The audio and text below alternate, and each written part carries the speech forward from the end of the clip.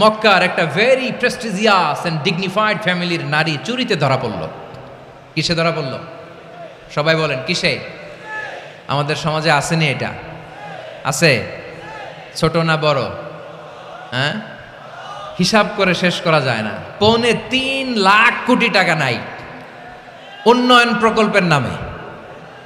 উন্নয়ন প্রকল্পের নামে 3.25 লাখ কোটি টাকা নাই। 3.25 লাখ কোটি টাকা লিখতে পারবেন আপনি? একটানা লিখতে পারবেন? বুঝতেছেন কত বড় সংখ্যা?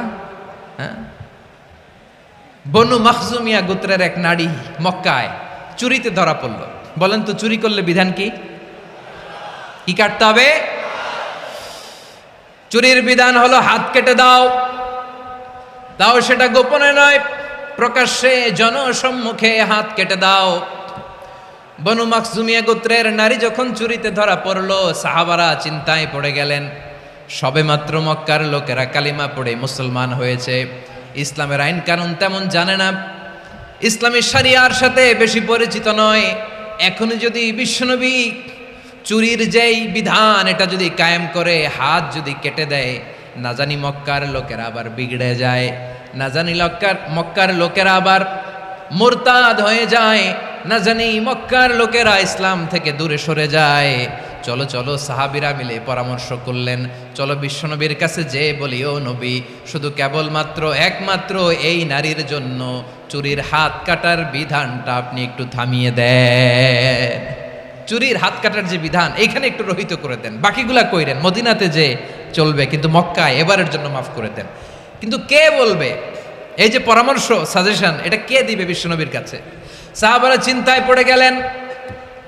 আল্লাহর নবীর সামনে দাঁড়িয়ে আল্লাহর দেয়া হুদুদ, আল্লাহর দেয়া বিধান থামিয়ে দেওয়া, মাফ করে দেওয়া, এই কথা বিশ্বনবীর সামনে বলার সাহস তো কেউ রাখে না। কেউ কেউ বলল, বিশ্বনবীর পালক পুত্র যায়েদ বিন হারেসার সন্তান উসামারে বিশ্বনবী নাতির মতো আদর করে, বড্ড বেশি ভালোবাসে উসামারে। এজন্য সাহাবারা উসামাকে বলতো হিব্বু রাসূলিল্লাহ, বিশ্বনবীর ভালোবাসা। কি বলতো? সাহাবীরা বললেন, বিশ্বনবীর ভালোবাসা হিব্বু রাসূলিল্লাহ, উসামারে পাঠাও। উসামারে বিশ্বনবী নাতির মতো স্নেহ করে, মায়া করে, ভালোবাসে। আমরা পারবো না, উসামা পারবে। সবাই মিলে ফুলিয়ে ফুসিয়ে ওসামাকে, ছোট্ট ওসামাকে রাজি করালো। ওসামা, এমন এমন কথা যে তুমি বিশ্বনবীর কাছে বলতে হবে, পারবা নাকি? ওসামা বলে, পারবো। সাইয়েদনা ওসামা রাদিয়াল্লাহু তাআলা আনহু তরুণ সাহাবী বিশ্বনবীর কাছে গেলেন, যে বললেন, নবী, বনু মাখজুমিয়া গোত্রের এক নারী চুরিতে ধরা পড়েছে, এবারের জন্য কি এই মহিলাটারে মাফ করে দিলে হয় না? এবারের জন্য একটু ক্ষমা করা যায় না নবী? বিশ্বনবী বলেন, আতাশফাউ ফি হাদ্দিম মিন হুদুদিল্লাহ, তোমার এত বড় সাহস উসামা, তুমি আল্লাহর হাত, আল্লাহর দেয়া বিধান, এটার ব্যাপারে সুপারিশ করতে এসেছো? তোমরা কি জানো তোমাদের আগে যত কওম, যত গোত্র, যত জনপদ ধ্বংস হয়েছে তার কারণ ছিল তাদের মধ্যে গরিবরা অন্যায় করলে তারা বিচার করত, আর ধনীরা অন্যায় করলে তারা মাফ করে দিত। খবরদার! ওয়া আইমুল্লাহ লাউ আন্না ফাতিমাতা বিনতি মুহাম্মাদিন সারাকাত লাকাতা মুহাম্মাদুন ইয়াদাহা। বিশ্বনবী বললেন, ওরে ওসামা, বানু মাখজুমিয়ার ওই প্রেস্টিজিয়াস এন্ড ডিগনিফাইড ফ্যামিলির মেয়ে তো দূর কি বাত, অনেক দূরের কথা। জেনে রেখো ওসামা, আমার কলিজার টুকরা নয়নের পুটুলি ফাতেমাও যদি মক্কার জমিনে আজকে এই চুরির দায়ে ধরা পড়তো, আমি বিশ্বনবী মুহাম্মাদুর রাসূলুল্লাহ ধরে ফাতেমার ডান হাতটা কেটে দিতে এক বিলম্ব দেরি করতাম না। ইন্নাল্লাহা ইয়া'মুরু বিল আদল, আমাদেরকে জাস্টিস শিখায় পশ্চিমারা, আমাদেরকে ইনসাফ শিখায়, আমাদেরকে সুশাসন শিখায়। আর ইনসাফ, সুশাসন, ন্যায় বিচার, সুবিচার, জাস্টিস কারে বলে বিশ্বনবীর বায়োগ্রাফি থেকে জেনে নাও।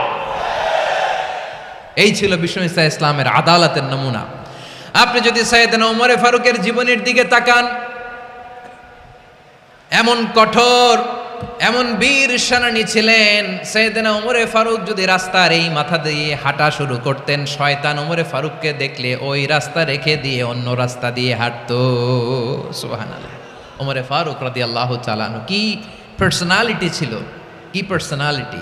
আমাদের এলাকায় ছোট বাচ্চারা রাতে ভাত খেতে চায় না, আমার মেয়েটাও খেতে চায় না। এই এটা দিব, ওইটা দিব, আজকে মাহফিলে আসার সময় বলে দিছে লিস্ট করে, এটা এটা আনতে হবে। তো ছোট্ট বাচ্চাদের অনেক বায়না থাকে, ওরা রাতে খেতে চায় না। তো মায়েরা বিভিন্ন ভয় দেখায়, এই বাঘ আসবে খাও, এই ভূত আসবে খাও। আপনারা কি বলেন চট্টগ্রামে? কি আসবে? হ্যাঁ, ভূত ভূত ভূত আসবে, বাঘ আসবে, খাও খাও খাও, তাড়াতাড়ি খাও। তো বাচ্চারা এগুলো শুনে ভয়ে খেতে শুরু করে। মদিনার জামিনেও একই ঘটনা ঘটতো। মদিনার ছোট্ট ছোট্ট সোনামণিরা খেতে চাইতো না। তো মায়েরা বলতো, হা হুয়া ইয়াতি উমর, হা হুয়া ইয়াতি উমর, ওই যে ওমর আসতেছে, ওমর। ওমরে ফারুকের কথা শুনলে বাচ্চারা একেবারে ঠান্ডা। সুবহানাল্লাহ পড়বেন না?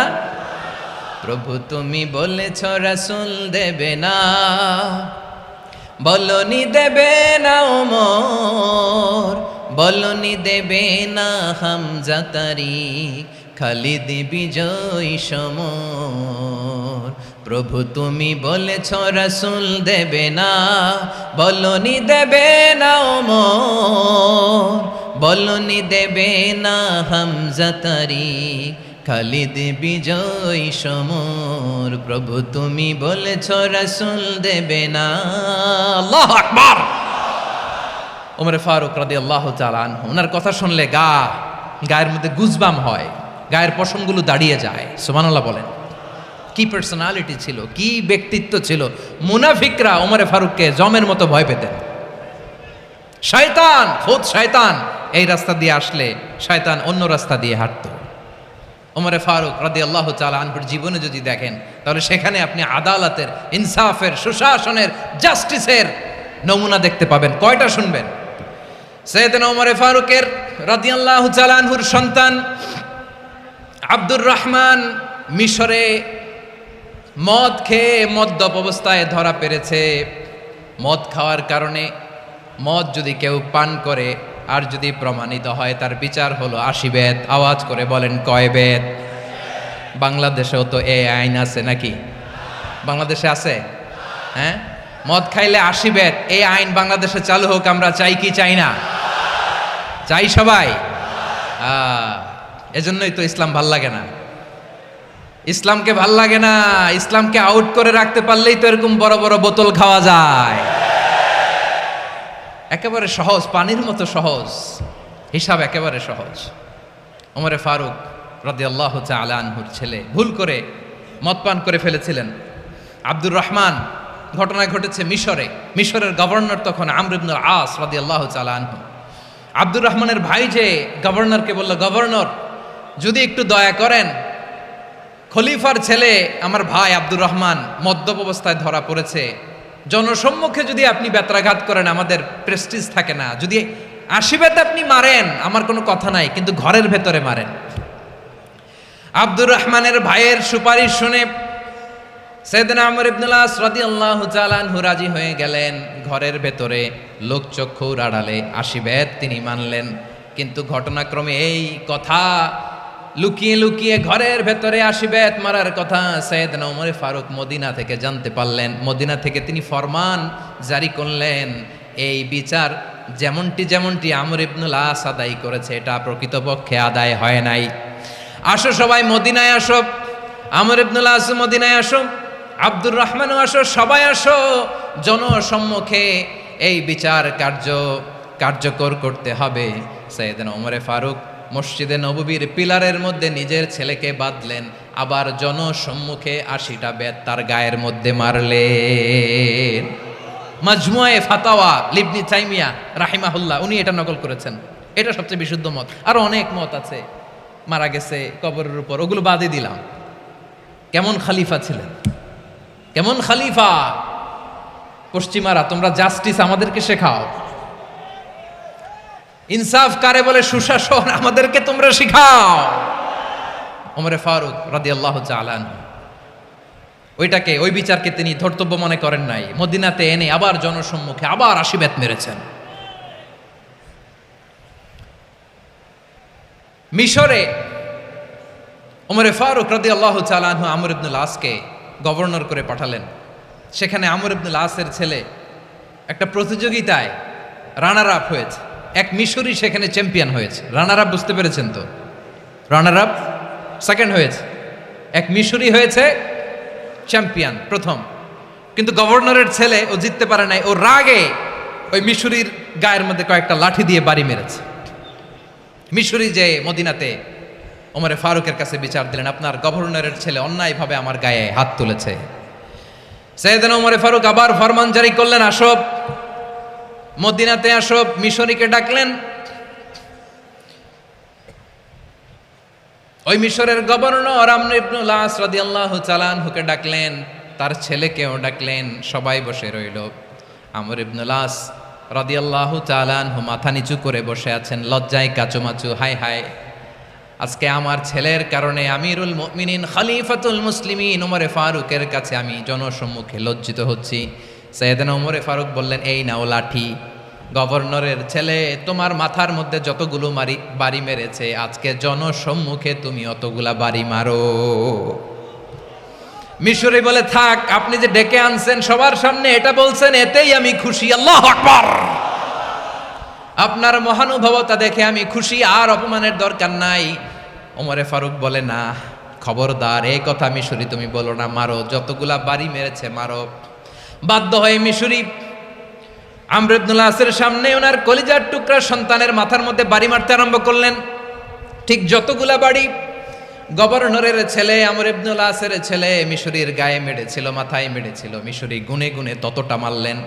এই দৃশ্য দেখে ওমরে ফারুক রেগে মেগে আগুন, রাগের চোটে রাগ সামলাতে না পেরে, আর নিজেকে সামলাতে না পেরে মিশরীরে বললেন, ছেলেরে মারা শেষ হয়ে গেলে এবার বাবার টাক মাথার মধ্যে কয়েকটা বাড়ি মার। রাগের চোটে, আউট অফ অ্যাঙ্গার, রাগের চোটে, যে আমার পাঠানো গভর্নর আমর ইবনুল আস তার ছেলেকে কেন আদব তারবিয়া কেন শিক্ষা দিতে পারে না।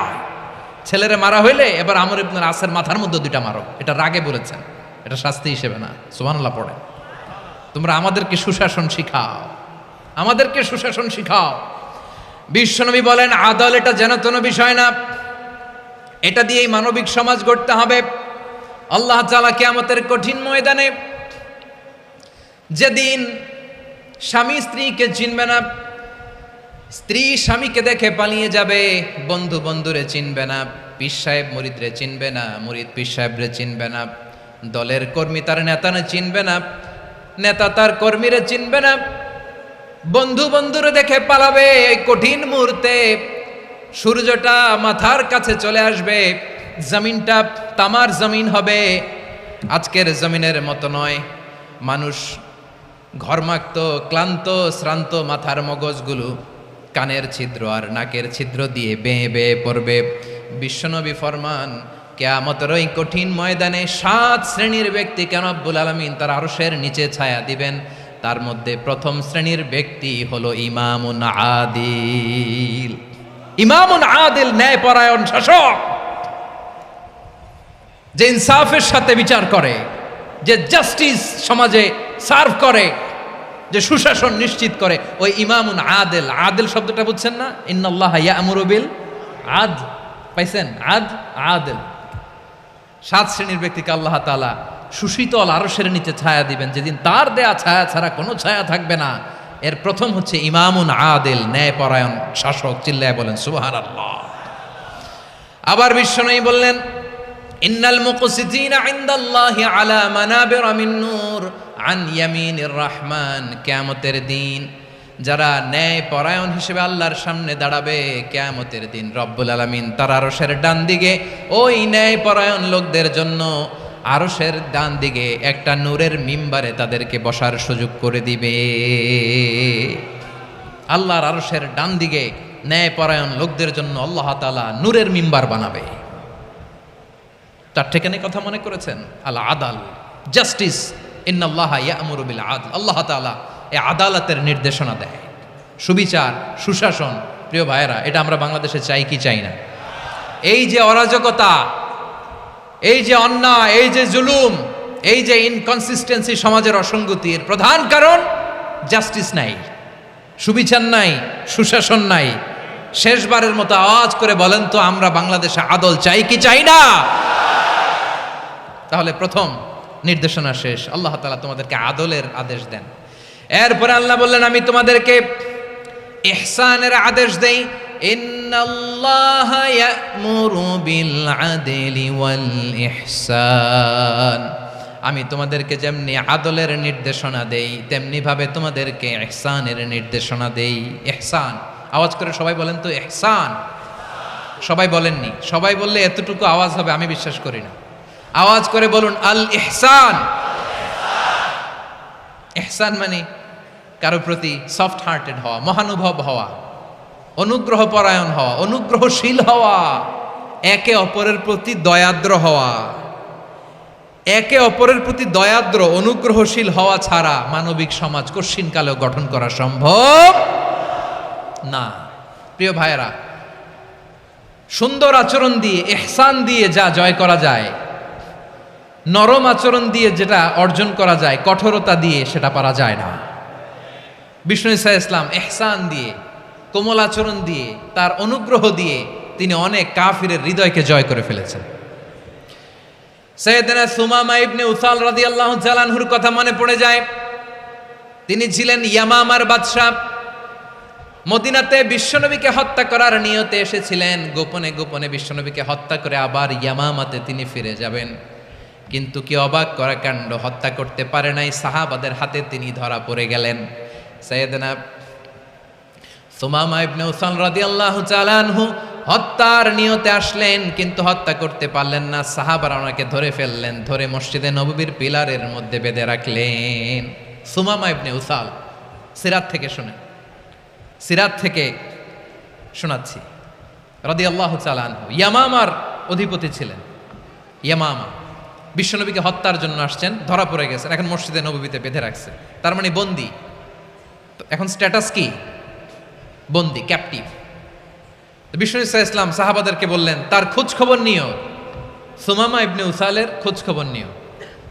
সাহাবার বলেন ইয়া রাসূলুল্লাহ, আপনাকে হত্যা করতে এসেছে, তার তো কঠিন ক্যাপিটাল পানিশমেন্ট হওয়া দরকার, কঠিন শাস্তি হওয়া দরকার। বিশ্বনবী বললেন না, আমি যেটা জানি তোমরা সেটা জানো না, তোমরা সুমামার সাথে ভালো আচরণ করো। বিশ্বনবী সুমামার কাছে গেলেন। প্রথম দিন যে তিনি কালেমার দাওয়াত দিলেন, ইমানের দাওয়াত দিলেন, ইসলামের দাওয়াত দিলেন, রিসালাতের দাওয়াত দিলেন, আখিরাতের দাওয়াত দিলেন।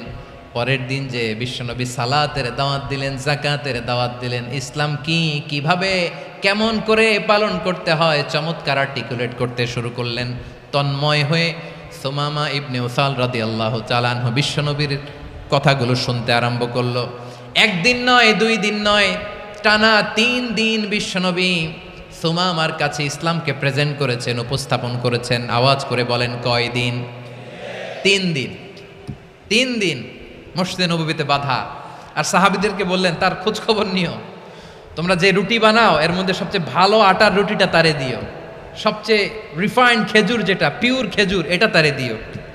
আর বিশ্বনবী নিজের উট থেকে দুধ দহন করে ওনার বাড়ির এক কর্মচারীকে বলেছেন দুধ দহন করে সুমামার জন্য নিয়ে যেও।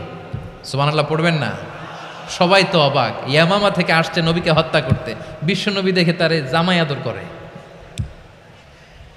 তাকে মজার মজার খাবার দিও, দুধ দিও, আদর আপ্যায়ন করো। একদিন নয়, 2 দিন নয়, টানা 3 দিন বিশ্বনবী এভাবে সুমামার কাছে যেয়ে ইসলামকে প্রেজেন্ট করতে আরম্ভ করলেন, ইসলামকে উপস্থাপন করতে শুরু করলেন। আর তাকে চমৎকার এন্টারটেইনমেন্ট, আপ্যায়ন দিতে আরম্ভ করলেন। টানা 3 দিন যখন ইসলামের দ্য বিউটিজ অফ ইসলাম, ইসলামের সুমহান বাণী, সৌন্দর্য তার কাছে উপস্থাপন শেষ, তাকে আপ্যায়ন শেষ, বিশ্বনবী বললেন সাহাবেদেরকে যাও এবার সুমামার হাতের পায়ের রশি দুটো খুলে দাও। তারা বললেন ইয়া রাসূলুল্লাহ, কি বলেন আপনি? ও তো হত্যাকারী, সুযোগ পায় নাই, আপনারে মারতে পারে নাই, ছেড়ে দিলে আবার ও আপনার উপর তলোয়ার নিয়ে ঝাঁপিয়ে পড়বে। নবী এই সিদ্ধান্ত আপনি নিতে যাবেন না। বিশ্বনবী বললেন যেটা বলেছি সেটা করো, সুমামার রশিগুলো ছেড়ে দাও, সুমামার হাতে পায়ের রশিগুলো যে তোমরা খুলে দাও। সাহাবারা তর্ক জুড়ে দিলেন, লা ইয়া রাসূলুল্লাহ, এমনটা করবেন না, তো ভয়ঙ্কর ভয়ঙ্কর খুনি, কি জানি কি হয়ে যায়। বিশ্বনবী বললেন না, তার হাতে পায়ের রশিগুলো খুলে দাও। সাহাবারা বিশ্বনবীর কথা মতো তার হাতে পায়ের রশিগুলো খুলে দিল। সুমামা মুহূর্তের মধ্যে মসজিদে নববী থেকে বের হয়ে ইয়ামামায় ফিরে না যে মসজিদে নববীর পাশে একটা খেজুর বাগান ছিল, সেখানে চলে গেলেন। সেখানে একটা ছোট্ট কুয়া ছিল, কুয়ার পানি দিয়ে তিনি গোসল করলেন। সুবহানাল্লাহ পড়েন। কুয়ার পানি দিয়ে গোসল করে মসজিদে নববীর সামনে এসে বিশ্বনবী এবং সাহাবাদের সামনে দাঁড়িয়ে সাব্বাবা উঁচু করে বললেন, আশহাদু আল্লা ইলাহা ইল্লাল্লাহ ওয়া আশহাদু আন্না মুহাম্মাদান আবদুহু ওয়া রাসূলুহু। আল্লাহু আকবার। আমি সাক্ষ্য দিচ্ছি আল্লাহ ছাড়া কোনো ইলাহ নাই, আর মুহাম্মদ আল্লাহ তাআলার প্রেরিত বান্দা এবং রাসূল। প্রিয় ভাইয়েরা, ইহসান দিয়ে যা জয় করা যায়, কঠোরতা দিয়ে সেটা কঠিনকালেও জয় করা যায় না। আওয়াজ করে বলেন ঠিক কি না? এবার সুমামা দাঁড়িয়ে বলে, ওগো নবী, আমি তো কালিমা পড়ে মুসলমান হয়ে গেলাম, এবার শোনেন, এই মুহূর্তের আগে আপনার চেহারার চাইতে নিকৃষ্ট কোনো চেহারা আমার কাছে ছিল না, কিন্তু শাহাদা পাঠ করার পরে আপনার চেহারার চাইতে উত্তম শ্রেষ্ঠ কোনো চেহারা আমার কাছে আর নাই। ও নবী, আজকের দিনের আগে ইসলাম ধর্মের চেয়ে নিকৃষ্ট অপছন্দনীয় কোনো ধর্ম আমার কাছে ছিল না, কিন্তু এই মুহূর্ত থেকে ইসলামের চেয়ে সেরা শ্রেষ্ঠ পছন্দনীয় কোনো ধর্ম আমার কাছে নাই। নবী গো, আজকের দিনের আগে মদিনার চাইতে অপছন্দনীয় নিকৃষ্ট কোনো শহর আমার কাছে ছিল না, কিন্তু এই মুহূর্তের পর থেকে মদিনার চাইতে কোনো শ্রেষ্ঠ শহর আমার জানা নাই। সে ছিল গমের বড় ডিলার, গম বেচতো। কি বেচতো? তার গম কিনে মক্কার লোকেরা রুটি খাইতো। সে ঘোষণা দিল, আজকে থেকে মক্কাবাসীদের জন্য সব গম আমি হারাম করে দিলাম, মক্কাবাসী এখন না খেয়ে মরে। সুবহানাল্লাহ পড়বেন না? মক্কাবাসী বিশ্বনবীর কাছে আসলেন, এসে বললেন, মুহাম্মদ, আমরা তো তোমার ভাই, তোমার চাচা, তোমার ভাতিজা, তোমার আত্মীয়, তুমি সুমামারে বলো সে যেন আবার গমের সাপ্লাই মক্কার জন্য অনুমতি দিয়ে দেয়। বিশ্বনবীর অনুমতি ক্রমে সুমামা আবার মক্কাতে গম পাঠাতে শুরু করলো। পড়েন সুবহানাল্লাহ। ইহসান, ইহসান দিয়ে আপনি যেটা জয় করতে পারবেন, you can win the heart of your enemies. ইহসান দিয়ে আপনি আপনার শত্রুর হৃদয়কে জয় করতে পারবেন। আওয়াজ করে বলেন ঠিক কি না? এজন্য আল্লাহ বললেন, ওয়া আনফিকু ফি সাবিলিল্লাহি ওয়া লা তুলকু বিআইদিকুম ইলাত তাহলুকা ওয়া আহসিনু ইন্নাল্লাহা ইউহিব্বুল মুহসিনিন। তোমরা আল্লাহর রাস্তায় দান করবে আর নিজেরা নিজেদেরকে ধ্বংসের হাতে ঠেলে দিও না। তোমরা একে অপরের প্রতি ইহসান করবে, কারণ ইহসানকারীদেরকে আল্লাহ বড্ড ভালোবাসেন। সুবহানাল্লাহ পড়েন। আবার সূরা রহমানে আল্লাহ বললেন, হাল জাযাউল ইহসানি ইল্লাল ইহসান ফাবিআইয়ি আলা, সবাই পড়েন, ফাবিআইয়ি আলাই রাব্বিকুমা তুকাযযিবান। ইহসানের প্রতিদান হিসেবে ইহসানি হয়। বিশ্বনবী সুমামার প্রতি যেমন ইহসান করেছেন, সুমামাও ঠিক তেমন ইহসান ফিরিয়ে দিয়েছে। ঠিক কিনা বলেন? তাহলে এক নম্বরে হচ্ছে আদ, ন্যায় বিচার। দুই নম্বরে সবাই বলেন ইহসান, সদাচরণ। ইহসান দুই ধরনের প্রিয় ভাইরা, ইহসান ফিল ইবাদা, ইহসান ফিল মুআমালা। ইহসান ফিল ইবাদা হচ্ছে একাগ্র অনুভবে ইবাদতে ডুব দেওয়া, এর নাম ইবাদতের ইহসান। সুবহানাল্লাহ পড়ে। বিশ্বনবী বলেন, ইহসান মানে কি জানো নাকি? হাদিসে জিবরিলে সাইয়েদনা জিবরিল আলাইহিস সালাম বিশ্বনবীকে বললেন, আখবিরনি আনিল ইহসান। নবী আমাদেরকে বলেন ইহসান মানে কি? বিশ্বনবী বললেন, আনতা আবুদাল্লাহা কাআন্নাকা তারাহু ফাইন লাম তাকুন তারাহু ফাইন্নাহু ইয়ারাক। ইহসান মানে হলো এমন ভাবে তুমি আল্লাহর সামনে নিজেকে উজাড় করে ইবাদত করবে, তুমি ভাববে তুমি আল্লাহকে দেখতে পাচ্ছ। আর এটা যদি ভাবা তোমার জন্য কঠিন হয়ে যায়, অন্তত এতটুকু তুমি ভাববা যে আল্লাহ তোমাকে দেখতে পাচ্ছেন। ঠিক কিনা বলেন? ও আমার বীর চট্টলার ভাইয়েরা, কেউ যেটা দেখে না সেটা দেখে কে? এই বিশ্বাস হৃদয়ের মধ্যে আছে? নামাজে যখন দাঁড়ান এই ফিলিংসটা আনা যাবে? হ্যাঁ, এশার সালাত তো এখনো হয় নাই না? আলোচনা শেষে এশার সালাত এখানে অনুষ্ঠিত হবে, তাই না? আচ্ছা বলুন তো, আমরা এশার সালাত পর্যন্ত বেঁচে থাকবো এই গ্যারান্টি আছে কার কার? হাত তোলেন। কয়েকজন হাত তুলছে পেছনে, না বুঝে তুলে ফেলছে। এশা পর্যন্ত যে আমরা হায়াত পাবো কোনো গ্যারান্টি আছে? সবাই আওয়াজ করে বলেন, গ্যারান্টি আছে? গ্যারান্টি নাই। এই জন্য বিষ্ণু ইসলাম বলেছে, এমন ভাবে নামাজে দাঁড়াও, ইবাদত করো, মনে করো হতে পারে এটাই আমার জীবনের শেষ নামাজ। পারফর্ম দ্য সালাহ as if this is your last and final prayer. এমনভাবে সালাতে দাঁড়াও, ভাবো হতে পারে এটাই তোমার জীবনের শেষ নামাজ। এমনভাবে নামাজে দাঁড়াও, ভাবো এটাই শেষ নামাজ। তাহলে নামাজে একাগ্রতা বাড়ায় দিবে কে? ফলে ইবাদতের ইহসান আমাদের অর্জিত হবে। আর মুআমালাতে ইহসান হলো,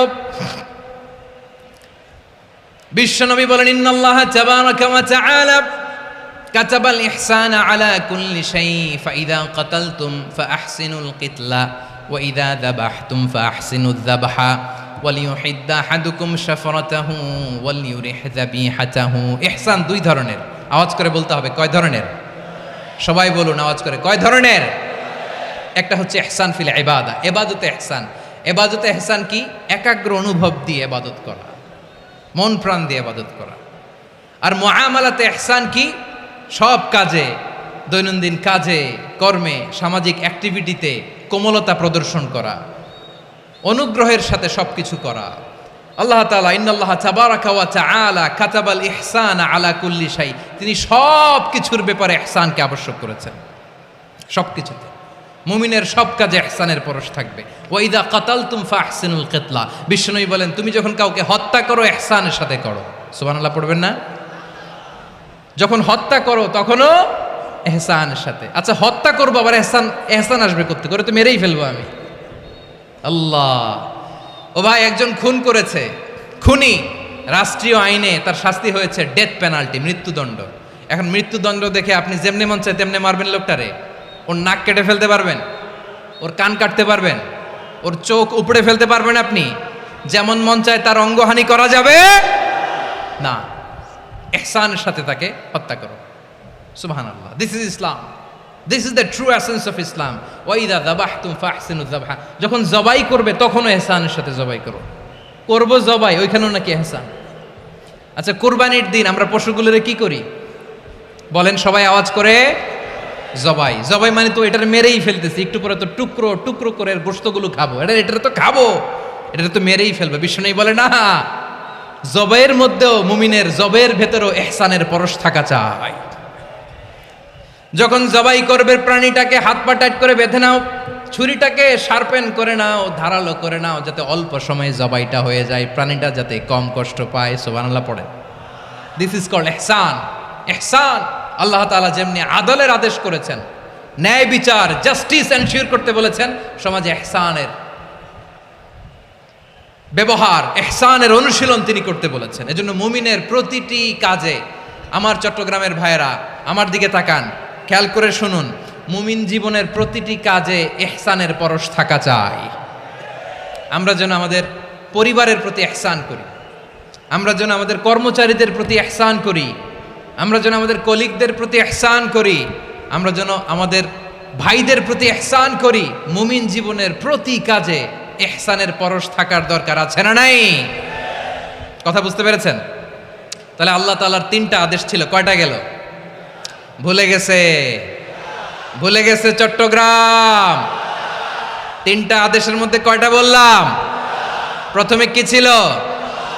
আদল। 2 নম্বরে, 3 নম্বরে রব্বুল আলামিন বললেন ওয়া ইতা ইদিল কুরবা, নিকটাত্মীয়দেরকে দান করো, নিকটাত্মীয়দেরকে দাও, যারা তোমাদের ব্লাড কানেকশনের আত্মীয় তাদেরকে তোমরা দাও।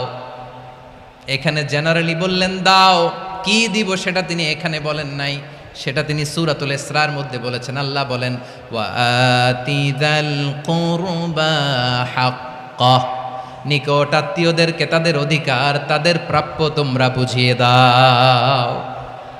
দেখেন, একটা শান্তির সমাজ, একটা সমৃদ্ধ সমাজ, একটা মানবিক সমাজ গঠনের জন্য আল্লাহ তাআলা বেশি না, মাত্র 3টা অর্ডার, 3টা ভার্ডিক্ট তিনি জারি করেছেন। 1 নাম্বার সুশাসন, ন্যায় বিচার। 2 নাম্বার ইহসান। 3 নাম্বার নিকটাত্মীয়, যারা কাছের, তোমার ভেরি ক্লোজ রিলেশনশিপে আছে, তাদেরকে দাও। দাও, দিলে বাড়িয়ে দেয় কে? অনেকে দিতে চায় না, কৃপণতা করে। দিলে বাড়ায় দেয় কে? ও মিয়া, মদিনার মধ্যে সবচাইতে গরিব সাহাবী ছিল বেলাল রাদিয়াল্লাহু তাআলা আনহু। ওনার এন্টায়ার অ্যাসেট, সম্পদের পরিমাণ কতদূর জানেন? একটা লুঙ্গি। বেলাল রাদিয়াল্লাহু তাআলা আনহু, ওনার টোটাল ওয়েলথের এস্টিমেশন হচ্ছে মাত্র একটা লুঙ্গি। একটা লুঙ্গি, টোটাল ওয়েলথ এস্টিমেশন, টোটাল সম্পদের পরিমাণ বেলাল রাদিয়াল্লাহু তাআলা আনহুর কি ছিল? কথা বোঝে নাই বোধহয়, কি ছিল?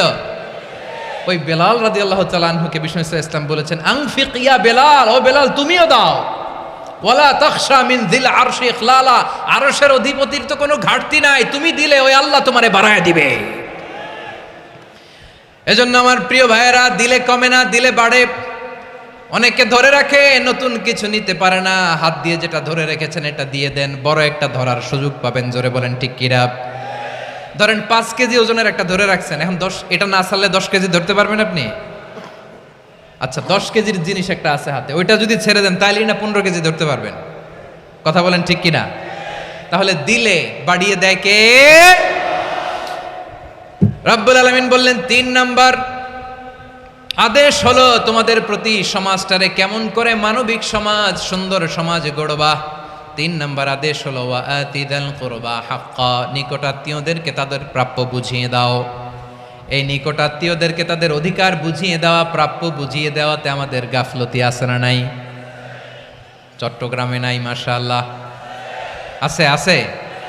অনেকে দেখবেন অনেক আল্লাহওয়ালা, তাহাজ্জুদ গুজার, সেজদা দিতে দিতে কপালে কালো দাগ ফেলে দিছে, সে তার বোনের হকটা আদায় করে নাই। আছে না নাই? হ্যাঁ, এখানেও আছে।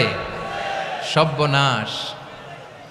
অনেক বড় হাজী সাহেব, বিশাল লম্বা দাড়ি, ছেলেরে সব দিয়ে দিছে, মেয়েরে কিছু দেয় নাই, মেয়ের হক আদায় করে নাই। আছে না নাই? এই হাজী সাহেবেরা, এই আল্লাহওয়ালারা কিয়ামতের ময়দানে আটকে যাবে। আপনি অন্যের অধিকার নষ্ট করেছেন, তাদের রাইটসকে ভায়োলেট করেছেন। এজন্য আল্লাহ তাআলা বলেন, কারো অধিকার যদি কেউ নষ্ট করে, ওই সমাজটা মানবিক সমাজ কঠিনকালেও হতে পারে না। এজন্য 3 নম্বর আল্লাহ বললেন ওয়া ইতা ইদিল কুরবা, নিকটাত্মীয়দেরকে দাও।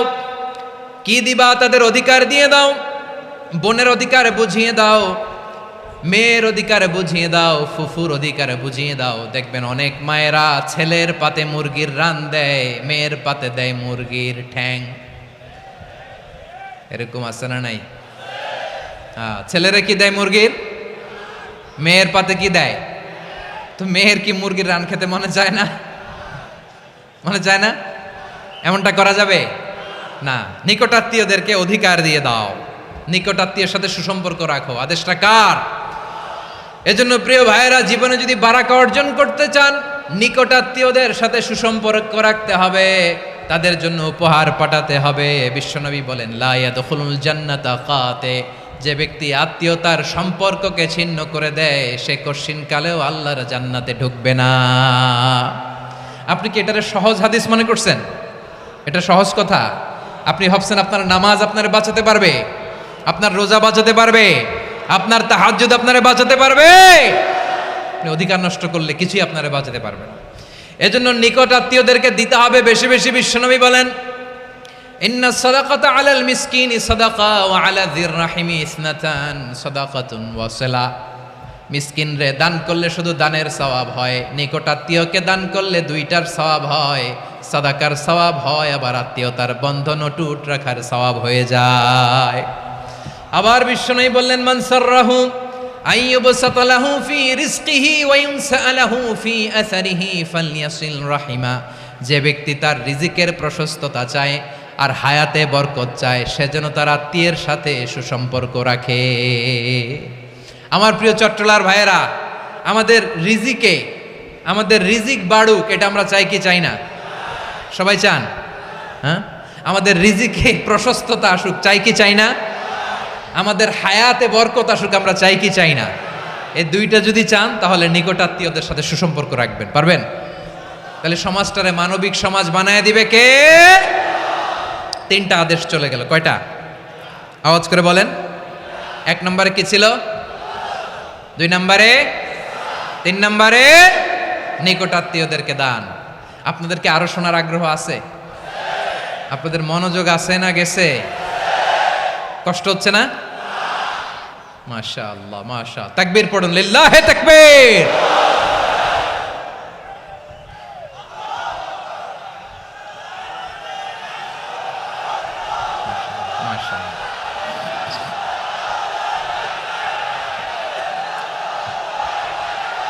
আমার প্রিয় ভাইয়েরা, আল্লাহ তাআলা 3টা জিনিসের যেমনি আদেশ করেছেন, অনুরূপভাবে 3টা বিষয় তিনি বারণ করেছেন।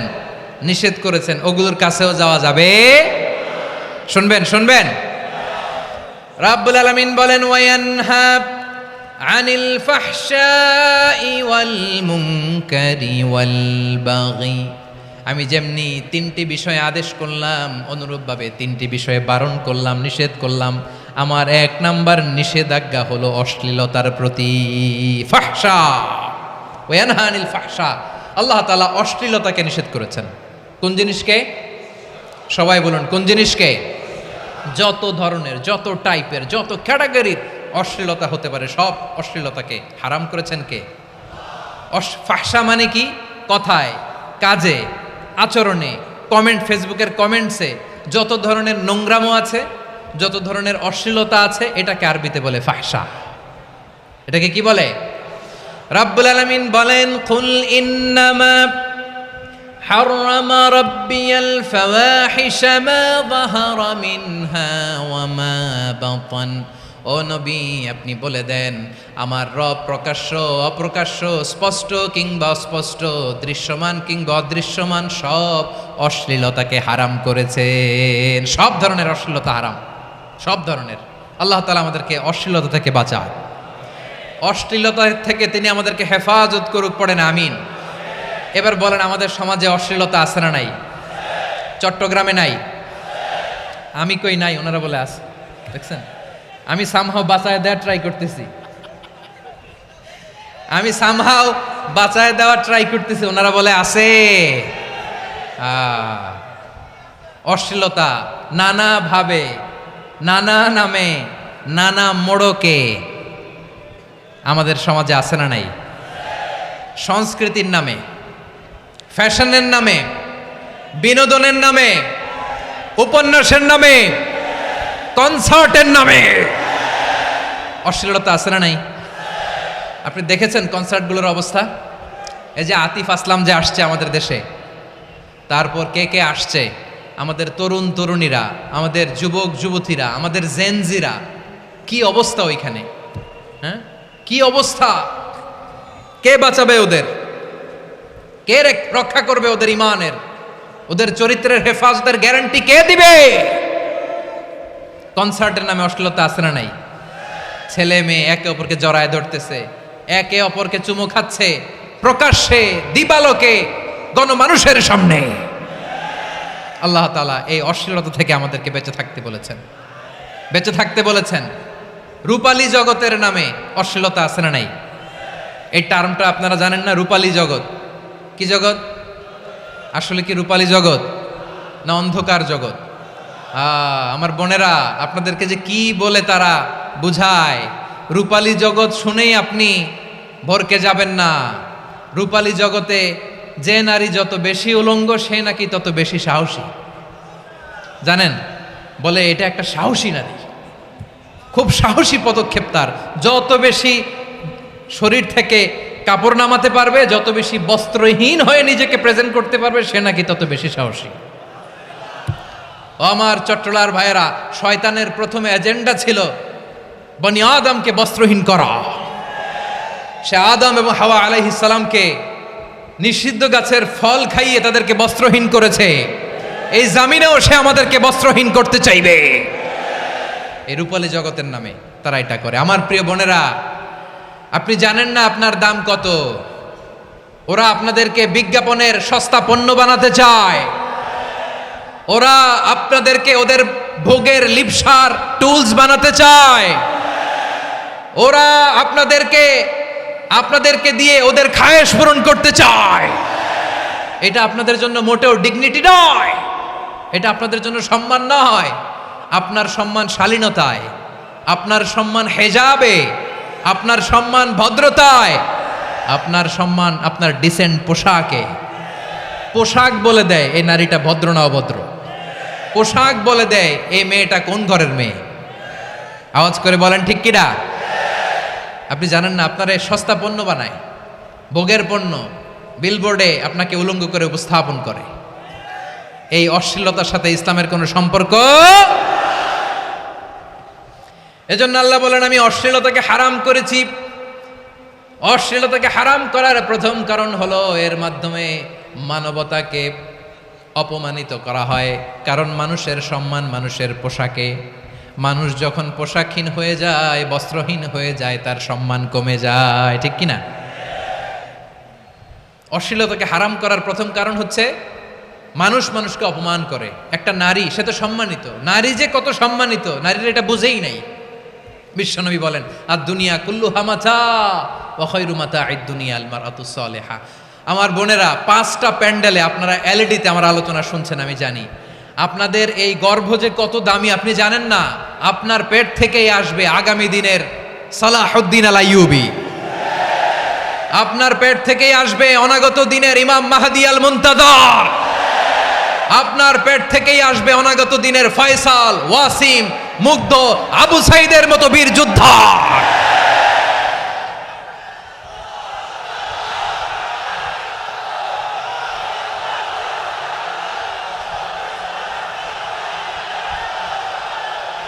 আমার প্রিয় বোনেরা, আমার প্রিয় বোনেরা, বিশ্বনবীর কথার ওজন খেয়াল করেন। আর দুনিয়া কুল্লুহা মাতা ওয়া খায়রু মাতা'আদ দুনিয়া আল মারআতুস সালিহা। দুনিয়ার সবকিছুই অ্যাসেট, এর মধ্যে সবচেয়ে দামি অ্যাসেট নেককার নারী। আপনার গর্ভ যে কত দামি আপনি জানেন না। নিজের সময়টাকে কাজে লাগান, কোরআন পড়েন, সুন্নাহ পড়েন। আপনার অনেক দায়িত্ব ঘরে। You are the MD of your family. একটা family it's a very big institution. পরিবার একটা অনেক বড় প্রতিষ্ঠান। And you are the MD of your institution. আপনি এই পরিবারের MD, managing director of your family. এখানে আপনার কত দায়িত্ব। আপনি ছেলেমেয়েদেরকে তারবিয়া করবেন। আপনি আপনার স্বামীর জন্য ঘরটারে জান্নাতের নীর বানাবেন। আপনার জন্য জান্নাতের ডুপ্লেক্স বাড়ি ওইখানে তৈরি করে রাখবে কে? আপনি যে কত দামি আপনি জানেন না। নারীদেরকে আল্লাহ বানিয়েছেন উচ্চতর করে, নিম্নতর নয়। নারীদেরকে ছোট্ট জিনিস দিলে এটারে বড় করে দেয়। নারীদেরকে ভ্রূণ দিলে, শুক্রাণু দিলে নারী এটারে বাচ্চা হিসেবে উপহার দেয়, ঠিক কিনা? বিয়ের মাধ্যমে স্বামী যখন তার শুক্রাণু তার স্ত্রীকে উপহার দেয়, স্ত্রী রিটার্নে কি উপহার দেয়? ফুল ফর্ম বেবি, মানব সন্তান। দেখছেন, আপনি দিলেন একটুকুনি, দিছে বিশাল। আপনি যদি নারীকে বাজার এনে দেন, নারী এটাকে সুস্বাদু খাবারে রূপান্তর করে দেয়। আপনি তাকে একটা মুচকি হাসি দিয়ে দেন, সে তার কলিজা দিয়ে দেয়। কিন্তু যদি আপনি তার মনে কষ্ট দেন, সে আপনার জীবনকে জাহান্নাম বানায়া দেয়। খবর আছে, নারীর মন বুঝতে পারলে নেয়ামত, বুঝতে না পারলে কিয়ামত, ঠিক কিনা বলেন? আমার প্রিয় বোনেরা, আপনি যে কত দামি আপনি জানেন না। জানেন না আপনি কত দামি, অনেক দামি আপনি। আপনাদেরকে যেন ভোগের সস্তা পণ্য বানাতে না পারে, আপনাদেরকে সচেতন থাকতে হবে, সজাগ থাকতে হবে, কনসার্ন থাকতে হবে। শয়তানের ওই হাতছানির দিকে আর নজর দেওয়া যাবে না। তাহলে কেন আল্লাহ তাআলা এই ফাহশা, অশ্লীলতাকে হারাম করলেন? 1 নাম্বার, এতে হিউম্যান ডিগনিটি কমে। 2 নাম্বার, এতে মানুষের অধিকার নষ্ট হয়। আপনি বিয়ে করেছেন, এরে পরকিয়া করেন, ওর সাথে এরকম আছে না নাই? স্ত্রীর অধিকার নষ্ট করেছেন। আপনি বিবাহ সম্পর্কে আবদ্ধ হয়েছেন তার সাথে, আপনি পরকিয়া করেন ওই ছেলের সাথে, আপনি আপনার হাজবেন্ডের সাথে বিট্রে করেছেন। এজন্য আল্লাহ অশ্লীলতাকে হারাম করেছেন। অশ্লীলতাকে হারাম করার আরেকটা কারণ হচ্ছে আল্লাহ তাআলা এই হিউম্যান জেনারেশনকে এটাকে প্রিজার্ভ করতে চায়। হিফজুন নাসল, এটা মাকাসিদুশ শরিয়ার অনেক গুরুত্বপূর্ণ একটা মাকাসিদ, অনেক গুরুত্বপূর্ণ। আপনার নাসাল, আপনার জেনারেশনকে সংরক্ষণ করা। এই যে আসতেছে ফেব্রুয়ারি, কত ফেব্রুয়ারি জানো? এটা কি বিশ্ব ভালোবাসা দিবস? হ্যাঁ, কি দিবস? এই বিশ্ব ভালোবাসা দিবসের সাথে মুসলমানদের কোনো সম্পর্ক নাই। আমার প্রিয় ভাইরা, এই যে আপনি অবৈধ সম্পর্কে জড়ালেন, কেন আল্লাহ অশ্লীলতাকে হারাম করেছে দেখেন। বলতেছিলাম যে এটা আপনার নাসাল, আপনার জেনারেশন, আপনার লিনিয়েজ, আপনার বংশকে প্রিজার্ভ করা। কে কার বাবা, কে কার মা, বাবা মা জানা, প্রজন্মকে প্রিজার্ভ করা, এটা ইসলাম ওয়াজিব করে দিয়েছে। এই যে অবৈধ সম্পর্কের কারণে, বিশ্ব বেহায়া দিবসের কারণে, এগুলোর আউটপুট হিসেবে মাঝে মাঝে এই ঢাকা মেডিকেলের ডাস্টবিনে নবজাতকের বাচ্চার কান্নার আওয়াজ শুনতে পাওয়া যায়। চট্টগ্রাম মেডিকেলের ডাস্টবিনে নবজাতকের কান্না শুনতে পাওয়া যায়। বীর চট্টলার মুসলমানেরা বুঝতে পারলে আওয়াজ করে বলেন, এই যে চট্টগ্রাম মেডিকেলে যে নবজাতকটা পাওয়া গেল, ওর বাবাকে আমাকে বলেন, ওর বাবাকে, ওর মাকে, ও কোন ফ্যামিলির সন্তান কেউ জানে? আপনি হিউম্যান ডিগনিটিকে অপমান করেছেন না? আপনি তার ভবিষ্যৎকে অন্ধকার করেছেন না? আপনি তার লিনিয়েজকে প্রশ্নবিদ্ধ করে দিয়েছেন না? এই জন্য আল্লাহ তাআলা অশ্লীলতাকে আমাদের জন্য হারাম করে দিয়েছেন। পড়েন সুবহানাল্লাহ। এই জন্য রাব্বুল আলামিন বলেন, কুল ইন্নামা হাররামা রাব্বিয়াল ফাওয়াহিশা মা যাহারা মিনহা ওয়া মা বাতান। প্রকাশ্য অপ্রকাশ্য সব অশ্লীলতাকে হারাম ঘোষণা করে দিয়েছে কে? আবার দুনিয়ার বুকে যারা অশ্লীলতার প্রসার করে তাদের জন্য শাস্তি মজুদ রেখেছে কে? রব্বুল আলামিন বলেন, ইন্নাল্লাযীনা ইউহিব্বুনা আন তাশিআল ফাহিশাতু ফিল্লাযীনা আমানু লাহুম আযাবুন আলীমুন ফিদ দুনিয়া ওয়াল আখিরাতি ওয়াল্লাহু ইয়ালামু ওয়া আনতুম লা তা'লামুন। নিশ্চয়ই যারা বিশ্বাসীদের মাঝে অশ্লীলতার প্রচার প্রসার করতে চায় তাদের জন্য আমি মর্মন্তুদ শাস্তি প্রস্তুত করে রেখেছি, দুনিয়াতেও রেখেছি, আখিরাতেও রেখেছি। ঘোষণাটা কার? যারা এই নাটকের নামে, সিনেমার নামে, রূপালী জগতের নামে, মুভির নামে, ওটিটি প্ল্যাটফর্মের নামে আমার সমাজে অশ্লীলতা ছড়াতে চায় তাদের জন্য কঠিন মর্মন্তুদ শাস্তি মজুদ রেখে দিয়েছে কে? ও আমার বোনেরা, এখনো আপনি জাগবেন না? এখনো আপনার চিন্তার দুয়ারে এখনো নাড়া পড়ে নাই? ওরা আপনাকে উলঙ্গ বানাতে চায়, ওরা আপনাকে আইটেম গার্ল বানাতে চায়। এজন্য ইসলাম অশ্লীলতাকে হারাম করেছে। হারাম। ইসলাম বলেছে যোজন যোজন দূরে থাকো, ওরা বলে না কাছে আসো, কাছে আসার গল্প, ক্লোজ আপ ওয়ান, কাছে আসার গল্প আছে না নাই? চট্টগ্রামে তো এগুলো নাই মাশাআল্লাহ। হ্যাঁ, এখানেও আছে ক্লোজ আপ ওয়ান, কাছে আসার গল্প। আল্লাহ বলেন ওয়ালা তাকরাবুজ জিনা, কাছেও এসো না, জিনা থেকে যোজন যোজন কিলো দূরে থাকো, ওরা বলে কাছে আসার গল্প। আমার বীর চট্টলার ভাইয়েরা, কাছে আসতে হলে আমরা কোরআনের কাছে আসব, কাছে আসতে হলে নবীর কাছে আসব, কাছে আসার গল্প হবে আমার রবের কাছে আসার গল্প। চিল্লায় বলো ঠিক কিনা?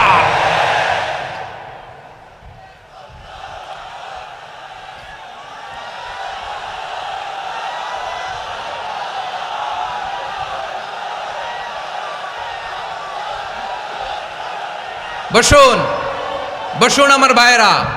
তাহলে অশ্লীলতার সাথে আমাদের কোনো সম্পর্ক? সবাই বলতে পারেননি, আওয়াজ করে বলুন, অশ্লীলতার সাথে আমাদের কোনো সম্পর্ক? আমরা এই সমস্ত ক্লোজ আপ ওয়ান, কাছে আসার গল্পের প্রোগ্রামে যাব? আমরা কোন ধরনের অশ্লীল কন্টেন্ট সোশ্যাল মিডিয়ায়, টিভিতে দেখব? কি যুগ যে আমরা কাটাচ্ছি আপনি কল্পনা করতে পারবেন না। পর্ন ইন্ডাস্ট্রি, নারী পুরুষের বস্ত্রহীন যুগল দৃশ্য, এটাকে দিয়ে ওরা কোটি ডলারের ইন্ডাস্ট্রি বানিয়েছে। পুরো মানব ইতিহাসে এরকম জঘন্য সময় মানব ইতিহাস পার করে নাই। পর্ন এটা ইন্ডাস্ট্রি হয়ে গেছে। আমাদের এই যুবকগুলো, জেনজিগুলো, ওদের চরিত্র বাঁচাবে কি করে? কেমন করে হেফাজত করবে ওদের এই মূল্যবান চরিত্র?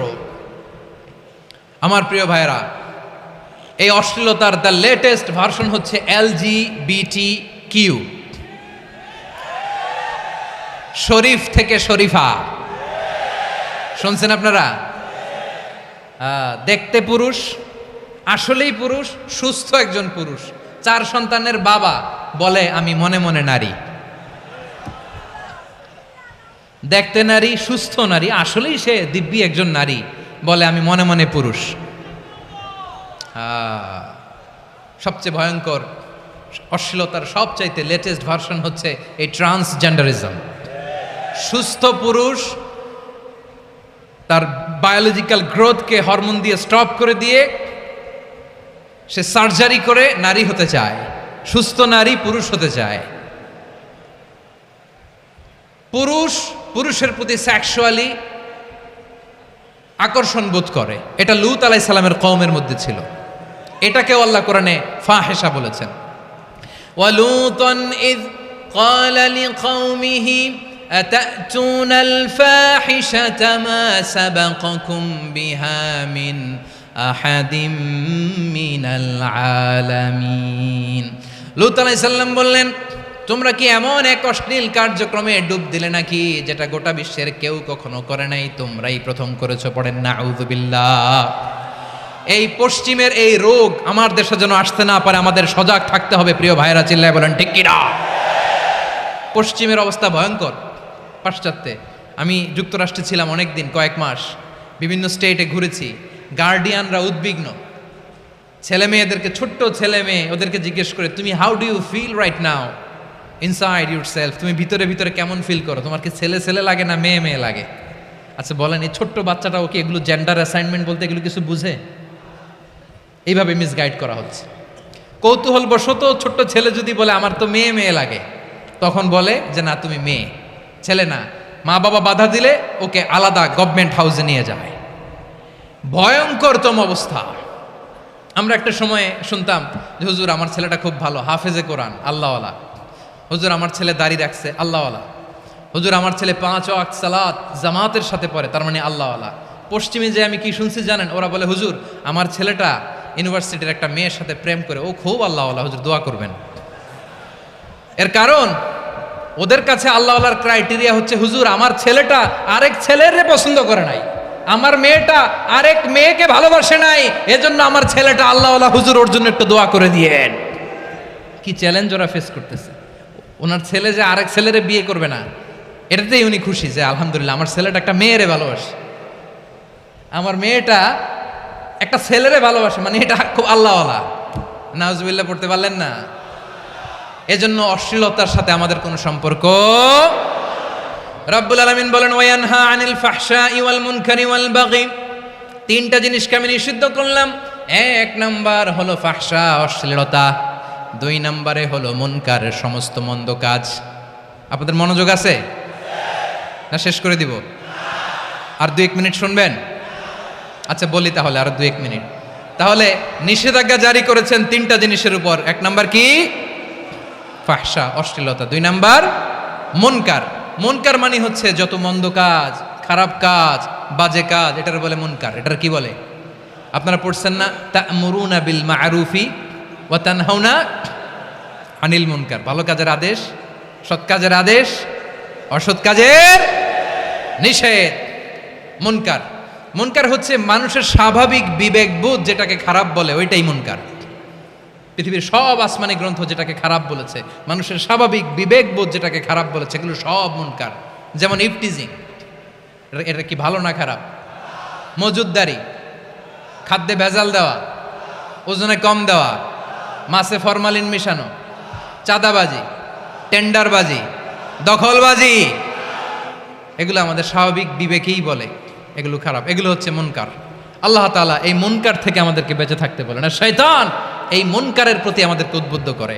আল্লাহ তাআলা বললেন ইয়া আইয়ুহাল্লাযীনা আমানু লা তাত্তাবিউ খুতুওয়াতিশ শাইতান ফাইন ওয়া মান ইয়াত্তাবি' খুতুওয়াতিশ শাইতানি ফাইন্নাহু ইয়া'মুরু বিল ফাহশাই ওয়াল মুনকার।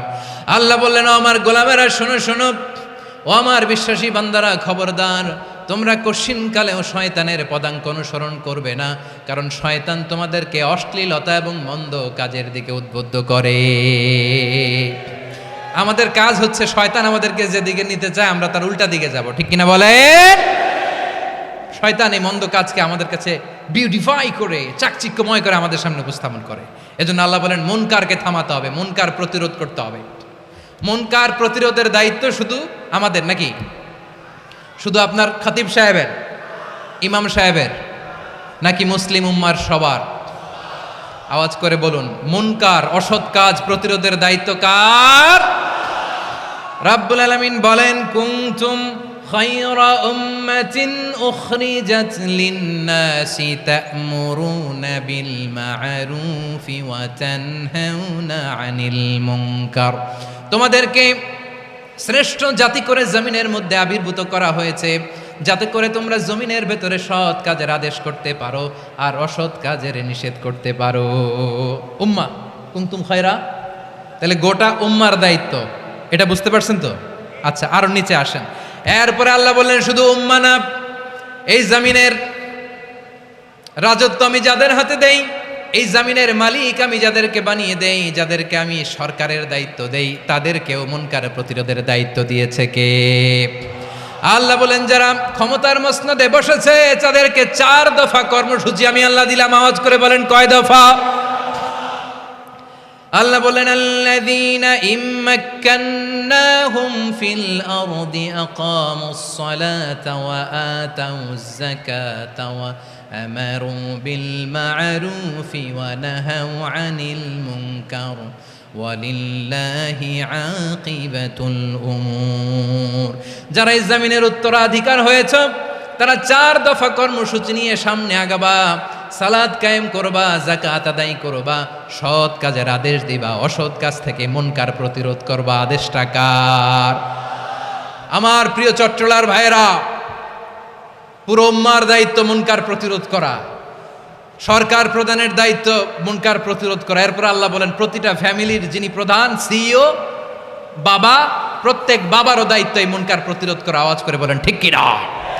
যেমনটি সাইয়েদনা লুকমান আলাইহিস সালাম ওনার কলিজার টুকরা সন্তানকে আদেশ করেছেন, ইয়া বুনাইয়া আকিমিস সালাতা ওয়া'মুর বিল মা'রুফি ওয়ানহা আনিল মুনকার। পড়েন সুবহানাল্লাহ। বাবা ছেলেকে সবক দিচ্ছে। কে সবক দিচ্ছে? কাকে? লুকমান আলাইহিস সালাম ছেলেকে বলতেছে, ওরে আমার কলিজার টুকরা সন্তান, ওরে আমার বাছা, নামাজ কায়েম করবা, সৎ কাজের আদেশ দিবা, আর মুনকার প্রতিরোধ করবা, অসৎ কাজ সমাজ থেকে খারাপ কাজকে ঝেঁটে বিদায় করে দিবা। তাহলে দেখেন আমি স্টেপ বাই স্টেপ নামলাম। পুরা উম্মার দায়িত্ব, জমিনের উত্তরাধিকারী আল্লাহ যাদেরকে বানিয়েছেন সরকার, তাদের দায়িত্ব, প্রতিটি ফ্যামিলির প্রধানের দায়িত্ব। এরপরে বিশ্বনবী বলেন সচেতন প্রতিটি মুসলিমের দায়িত্ব সমাজ থেকে মুনকারকে উৎখাত করা। বিশ্বনবী বলেছেন মান রাআ মিনকুম মুনকারান ফালিয়ুগাইয়িরহু বিয়াদিহি ফাইন লাম ইয়াস্তাতি ফাবিলিসানিহি ওয়া ইন লাম ইয়াস্তাতি ফাবিকলবিহি ওয়া যালিকা আযআফুল ঈমান। সমাজে যে মুনকার দেখবে, খারাপ কাজ দেখবে, সে যেন হাত দিয়ে সেটাকে থামায়। কি দিয়ে? আপনাদের তো হাত নাই না? হাত আছে? হাত আছে? ওরা যেই হাত দিয়ে অন্যায় করে ওইটা প্রতিরোধের জন্য আমাদেরও হাত আছে না নাই? থামাতে হবে, থামাতে হবে।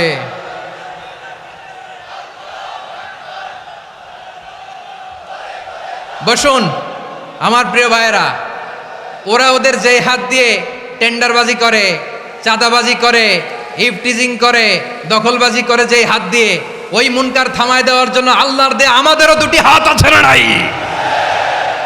আমাদেরও হাত আছে। থামাইতে হবে, থামাইতে হবে, হিম্মত করতে হবে।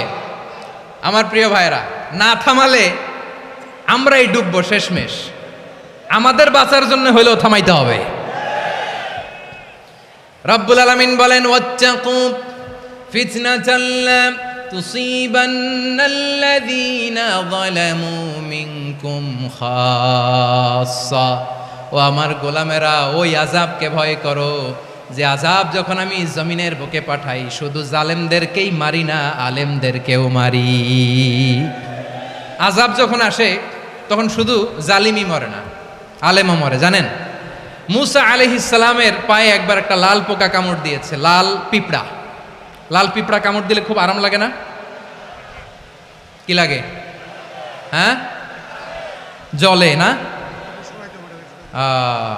লাল একটা পিঁপড়া কামড় দিছে, তো উনি রেগে মেগে পাশি দেখে লাল পিঁপড়ার বাসা, পা দিয়ে ডলে মুছে সবগুলো পিঁপড়া মেরে ফেলছে। এই ঘটনাটা আল্লাহ ঘটিয়েছেন এজন্য মুসা আলাইহিস সালাম ছিলেন কালিমুল্লাহ, সরাসরি আল্লাহর সাথে কথা বলতেন। তিনি আল্লাহকে জিজ্ঞেস করেছিলেন, আল্লাহ তুমি যখন কোনো জনপদে আযাব পাঠাও, শাস্তি দাও, ওখানকার শুধু জালেমরাই তো মরে না, ভালো মানুষগুলাও মরে, তো আযাব দিবা মুশরিকদের উপর দিবা, অবাধ্যদের উপর দিবা, ভালো মানুষগুলারে মারো কেন? আল্লাহ বললেন, মুসা তোমার যে কামড় দিছিল পায়ের মধ্যে পিঁপড়া, কয়টা পিঁপড়া? জোরে বলেন। একটা পিঁপড়া, তো সবগুলারে মারলা কেন? রেগে মেগে পুরো পিঁপড়ার বাসা ভেঙে ম্যাসাকার করলা কেন? এই মুসা, আমি যখন অ্যাকশনে যাই, আমি যখন শাস্তি দেই, তখন এত বাস বিচার করা হয় না, বাস বিচার করা যায় না। যখন অ্যাকশনে যাওয়া হয় ওইটা ডাইরেক্ট অ্যাকশন হয়ে যায়। চিল্লায় বলো ঠিক কি না? এজন্য আমাদের বাঁচার জন্য হলেও এই পাপ থামাতে হবে, এই শয়তানের অট্টহাসি থামাতে হবে, অন্যায় অপরাধ সমাজ থেকে আমাদের থামাতে হবে। কারণ আযাব আসলে ওরাও মরবে, আমরাও মরব। একটা জাহাজ 2 তলা, আপনি আছেন 2য় তলায়, শুনতেছেন? শুনতেছেন? জাহাজ কয় তলা? আপনি কোন তলায়? 2য় তলায়। নিচের তলার কিছু লোক জাহাজের তলা ছিদ্র করতে আরম্ভ করছে। কি ছিদ্র করতেছে? আচ্ছা, জাহাজের তলা ছিদ্র করলে তলা দিয়ে কি ঢুকে? এখন আপনি যদি বলেন আমার কি, আমি তো 2 তলায়, আমার কি, আমি তো সেফ, আমি তো সেফ জোন, আমি তো ভালো আছি, আমি তো ভালো আছি, ওরা ছিদ্র করে ওরা মরবে। আসলে কি শুধু ওরা মরবে, নাকি তলা ফুটো হলে ভিতরে পানি ঢুকলে আপনারও সলিল সমাধি হবে? তলা দিয়ে যখন পানি ঢুকবে, জাহাজ ঢুকলে আপনিও মরবেন। এজন্য নিজে মরার আগে ওই পাগলগুলোর নিচতলায় যে থামাতে হবে। চিল্লায় বলেন ঠিক কি না? এজন্য আল্লাহ বললেন মুনকার প্রতিরোধের দায়িত্ব সমাজের টপ টু বটম সবার। পুরম্মার দায়িত্ব, সরকার প্রধানের দায়িত্ব, প্রতিটি ফ্যামিলির প্রধান বাবার দায়িত্ব।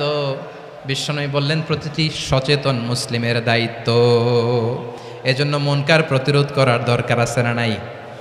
সমাজে এই যে ইফটিজিং হয়, আপনার বোনের বয়সী একটা মেয়েকে কিছু বকাটে টিটকারি করে, এই বলে সেই বলে, নোংরা কথা বলে, রাস্তায় দেখেও আপনি পাশ দিয়ে না দেখার মতো চলে যান কেন? আপনি দাঁড়ান না কেন? আপনি দাঁড়ালেই তো থেমে যাবে। কারণ সত্যের যে শক্তি, তার সামনে মিথ্যা মুখ থুবড়ে পড়ে। আপনার সামনেও কিছুই না, নাথিং। আপনি দাঁড়ান, ওকে প্রশ্ন করেন যে আমার বোনকে তুমি ডিস্টার্ব করো কেন? আপনাকে দেখে আরো 5 জন দাঁড়াবে, 5 জনকে দেখে আরো 10 জন দাঁড়াবে। আমাদের নীরবতা আর আমাদের নিশ্চুপ থাকাই জালিমদেরকে আরো শক্তিশালী জালিম বানিয়েছে। এজন্য মুনকার প্রতিরোধের দায়িত্ব আমাদের সবার। টেন্ডারবাজি, চাঁদাবাজি, দুর্নীতি, অপরাধ, দখলদারিত্ব, মজুদদারি, এগুলো সব কিছু একসাথে প্রতিরোধ করতে হবে। ঠিক কিনা বলেন? একটা মানবিক সমাজ যদি চাই, প্রতিরোধ করতে হবে। প্রিয় ভাইয়েরা, আল্লাহর শপথ নিয়ে বলি, এই নাসিহাতগুলো সবার জন্য, সব দলের জন্য, সব মতের মানুষের জন্য। আমরা কোনো দলের প্রতি মানুষকে ডাকি না, আমরা ডাকি ইসলামের দিকে। সব দলের, সব মতের, সব মানুষদেরকে আমরা আহ্বান জানাই, আসুন আমরা একটা সুন্দর সমাজ বিনির্মাণ করি। এই যে নতুন বাংলাদেশের এক সুযোগ এসেছে, আর জীবনে হয়তো আসবে না, সামনের 100 বছরে এই সময় আসবে না। আসুন দেশটাকে আমরা সাজাই, আসুন আমরা দুর্নীতি বন্ধ করি, আসুন আমরা চাঁদাবাজি বন্ধ করি, আসুন আমরা দখলদারিত্ব বন্ধ করি, আসুন আমরা এক দল আরেক দলকে নিশ্চিহ্ন করার যে রাজনীতি, এটা বন্ধ করি। সব দলের প্রতি আমার আহ্বান। আমি কিছুদিন আগে একটা নিউজ দেখলাম, ওই যে লন্ডনে বসে জনাব তারেক রহমান সাহেবকে আমি ধন্যবাদ দিতে চাই। উনি সংবাদ শোনা মাত্রই ওনার দলের অনেক চাঁদাবাজকে উনি বহিষ্কার করেছেন। I do appreciate. প্রতিটি দলের এরকম ইনিশিয়েটিভ নেওয়ার দরকার আছে না নাই? যে কোনো দলে এই প্র্যাকটিসটা থাকার দরকার আছে না নাই? চাঁদাবাজদের সাথে আপনারা নিজেদেরকে মুক্ত ঘোষণা করবেন যে এরা আমার দলের কর্মী হতে পারে না। আমরা চাঁদাবাজ মুক্ত বাংলাদেশ চাই, জুলুম মুক্ত বাংলাদেশ চাই, ফ্যাসিজম মুক্ত বাংলাদেশ চাই, গুণ খুন খারাপি মুক্ত বাংলাদেশ চাই। আমরা নতুন ভোরের বাংলাদেশ চাই। ওই বাংলাদেশ পাওয়ার জন্য মুনকার প্রতিরোধে, অন্যায় প্রতিরোধে যদি বাঘের বাচ্চার মতো, আবু সাঈদের মতো 2 হাত উঁচু করে বুককে টান টান করে প্রসারিত করে দাঁড়াতে হয়, রাজি আছো মুসলমান? কারা কারা রাজি? আল্লাহকে হাত দেখিয়ে প্রতিজ্ঞা করো।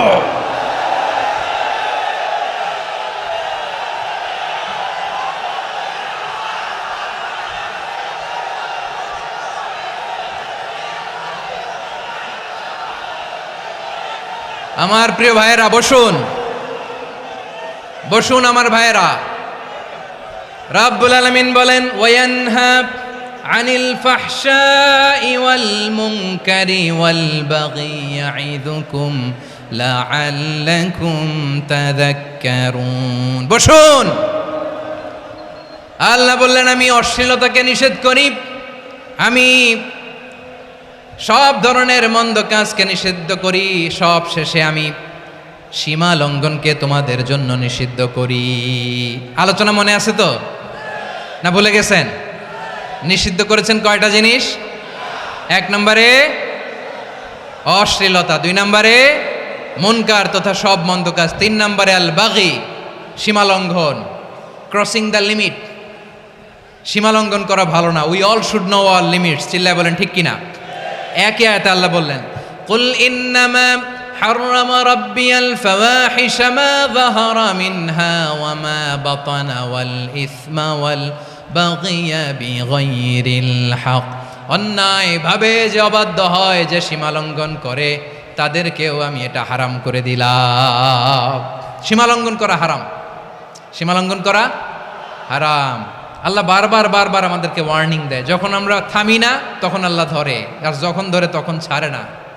ধরে ধরে ধরে না, ধরলে আল্লাহ।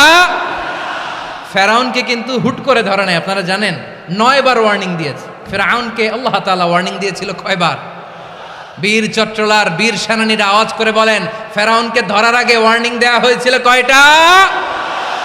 রব্বুল আলামিন বলেন, ওয়ালাকাদ আতাইনা মূসা 9 আয়াতিন বাইয়িনাত। 9টা মুআজিজা দেখিয়েছি। 1 2 3 বারবার এইভাবে রিমাইন্ডার, ওইভাবে রিমাইন্ডার, এইভাবে নাসিহাত, ওইভাবে দাওয়া। ফাকুলা লাহু কাওলান লাইয়িনা, নরম করে বলো, সফট করে বলো, যত ওয়ে হতে পারে দাওয়া মেথডোলজির মূসা আলাইহিস সালামের সব অ্যাপ্লাই শেষ। 10ম বারে যে আল্লাহ ধরছে, 10ম বারে যে ধরেছে। এজন্য আল্লাহ বলেন, আমি সীমালঙ্ঘনকে পছন্দ করি না। কোরআনের অন্য আয়াতে বাগীকে বলা হয়েছে আল ইতিদা। সীমালঙ্ঘন যারা করে তাদেরকে আল্লাহ বলেছেন মুতাদিন। وقاتلوا في سبيل الله الذين يقاتلونكم ولا تعتدوا إن الله لا يحب المعتدين। আমি সীমালঙ্ঘনকারীদেরকে কোশ্চিনকালেও পছন্দ করি না। আমরা যেন সীমালঙ্ঘন না করি। রাজি আছেন তো? যে কোনো ক্ষেত্রে ইবাদতে যেন সীমালঙ্ঘন না করি। অনেকে আমরা ইবাদতে সীমালঙ্ঘন করে ফেলি। বিশ্বনবী সাল্লাল্লাহু আলাইহি ওয়াসাল্লাম যেটা শিখিয়েছেন, এর বাইরে যে অতিরিক্ত বুজুর্গ হতে চায়, এরকম আছে না নাই? করা যাবে না, কোনো ক্ষেত্রেই সীমালঙ্ঘন করা যাবে, এমনকি যুদ্ধক্ষেত্রেও না। বিশ্বনবী সাল্লাল্লাহু আলাইহি ওয়াসাল্লাম বলেন, খবরদার যুদ্ধক্ষেত্রেও সীমালঙ্ঘন করো না।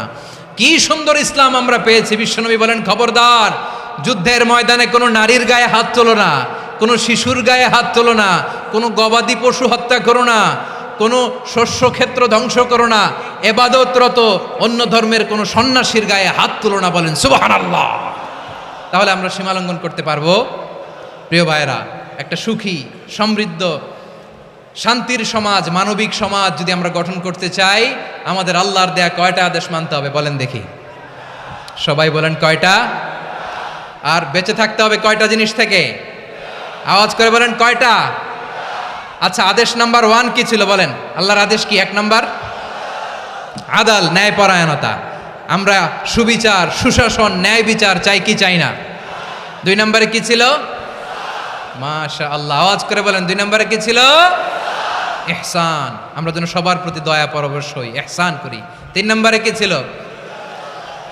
নিকটাত্মীয়দের দান করা, তাদের অধিকার প্রাপ্য বুঝিয়ে দেওয়া। পাশাপাশি 3টা জিনিস থেকে আল্লাহ বারণ করেছেন, নিষেধ করেছেন। তার প্রথমটা ফাহশা, অশ্লীলতা। অশ্লীলতার সাথে আমাদের কোনো সম্পর্ক। আজকের এই ঐতিহাসিক চট্টগ্রামের প্যারেড ময়দান থেকে আমরা যত ধরনের মা যাহারা মিনহা মা বাতান, প্রকাশ্য অপ্রকাশ্য, দৃশ্যমান অদৃশ্যমান, সব অশ্লীলতা থেকে নিজেদেরকে মুক্ত ঘোষণা করলাম। অশ্লীলতাকে আমরা না বলে দিলাম। আওয়াজ করে সবাই বলুন নো। অশ্লীলতার সাথে আমাদের কোনো সম্পর্ক। 2 নম্বর নিষেধাজ্ঞা কি ছিল? আল মুনকার, সমাজের যত মন্দ কাজ, এগুলোকে আমরা প্রতিরোধ করব। রাজি আছেন তো সবাই? 3 নম্বরে আল বাগি, সীমালঙ্ঘন। কোন মুসলিম সীমালঙ্ঘন করে না, এমনকি যুদ্ধক্ষেত্রেও না। আওয়াজ করে বলেন ঠিক কিনা? রব্বুল আলামিন শেষে বললেন, ইয়াইদুকুম লাআল্লাকুম তাযাক্কারুন। আল্লাহ তোমাদেরকে উপদেশ দেন যাতে তোমরা শিক্ষা গ্রহণ করো। আমরা উপদেশ দেব, আমরা জোর করে কাউরে কিছু মানাতে চাই না। লা ইকরাহা ফিদ্দিন ওয়া যাক্কির ফাইন্না যিকরা তানফাউল মুমিনিন। উপদেশ দিলে এটা মুমিনদের কাজে দেয়। লাস্তা আলাইহিম বিমুসাইতির ইন্নামা আনতা মুযাক্কির। নবী হে, আপনি রিমাইন্ডার দাতা, আপনি উপদেশ দিবেন। আমরাও বিশ্বনবীর এই হাদিসগুলো থেকে, কোরআনের আয়াত থেকে রিমাইন্ডার, এই কথামালা, বাণীবাহক হিসেবে এই বাণীগুলো আপনাদের সাথে কাছে পৌঁছে দিলাম। আমরা আল্লাহ তাআলার কাছে প্রার্থনা করি, আল্লাহ আমরা যেন আদল দিয়ে আমাদের সমাজকে গঠন করতে পারি। আল্লাহ আমরা যেন ইহসান করতে পারি। আমরা যেন নিকটাত্মীয়দের দান করতে পারি। আল্লাহ যত ধরনের অশ্লীলতা, অনাচার, মন্দ কাজ, সীমালঙ্ঘন, অবাধ্যতা থেকে যেন আমরা বেঁচে থাকতে পারি।